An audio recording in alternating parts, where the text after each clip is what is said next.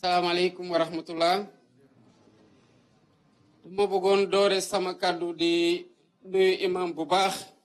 di ko jaajëfal tamit di ko sant ci xutbaam bi nga xam ne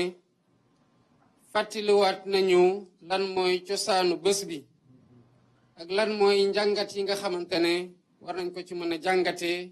mu doon yokkute ci ñun ci suñu diine ci suñu jaamu yàlla ak suñu diggante ak suñu borom.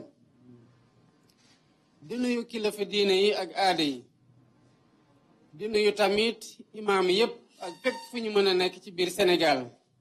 di nuyu jàngalekat yi nga xamante ne ñoo nekk ci daara gi di dundal diini gi di nuyu tamit ñépp ñi nga xamante ne ay jullit lañu te feete nañu ci bés yi ñu nekk feetu tabaski bi di ñaan yàlla ujaaj yi nga xamante ne ñu ngi fee di ñaanal réew mi yàlla nangul leen seen aj sàmm leen te dolowaat leen fii ci Sénégal ci jàmm. di wax ne ñépp ñi nga xamante ne feete nañu tabaski bi tey wala démb Sénégal lañu doon ñaanal di ñaanal seen bopp di ñaanal seeni njaboot di ñaan yàlla nangu lépp li nga xamante ne wareef la ci bés bi ak lépp li nga xamante ne ñaan nañ ko suñu boroom yàlla nangul ko ci seeni bopp ci seeni njaboot ak ci réew mi. di sargal tamit gouvernement bi nga xamante ne bu tabaski bi melee nu mu mel nii tey seen taxawaay la muy ministre yépp waaye rawatina ministre yi nga xam ne lépp li xar ñoo ko doon toppatoo wala lépp li sénégalais yi soxla ci ay jumtuwaay ñoo ci nekkoon. waaye loolu bu nekkee tamit dafa fekk ne ñii di sàmmkat yi bay nañ ci seen waar bu mu mat ñii di chauffeur yi yóbbu nit ñi di indi jur gi tamit am nañ ci taxawaay bi nga xamante ne moom lañ doon xaar ci ñoom. waaye ñii di force de défense et de sécurité yi yore kaaraange gi ci daara yi ci luuma yi ci daral yi ci luuma yi ak ci buntu frontière Sénégal yépp ngir lii dugg ñu mën ko sàmm mën a sàmm sénégalais yépp ba ñu mën a romb bés bi wala ñu paase ko ci jàmm. di woote nag jàmm ci réew mi ak waxtaan ak diisoo ak penco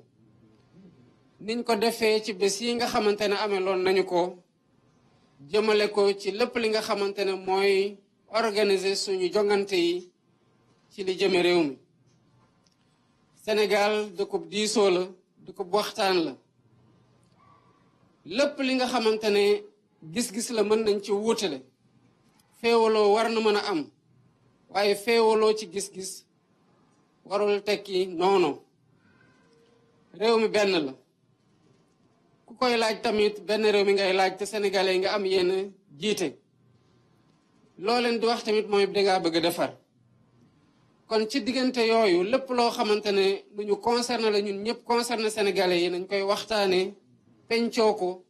tànn li nga xamante ne mooy jur jàmm mooy saxal jàmm dakk ci biir Sénégal. ndax ci jàmm jooju rek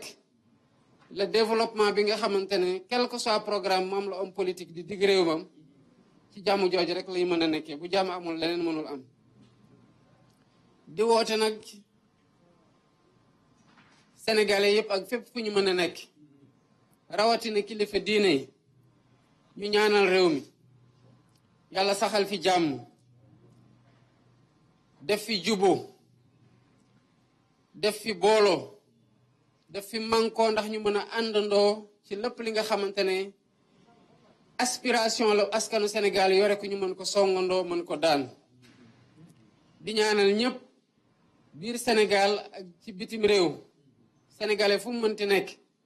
ñu koy ñaanal yàlla may ko mu paase tabaski bii ci jàmm ak njabootam.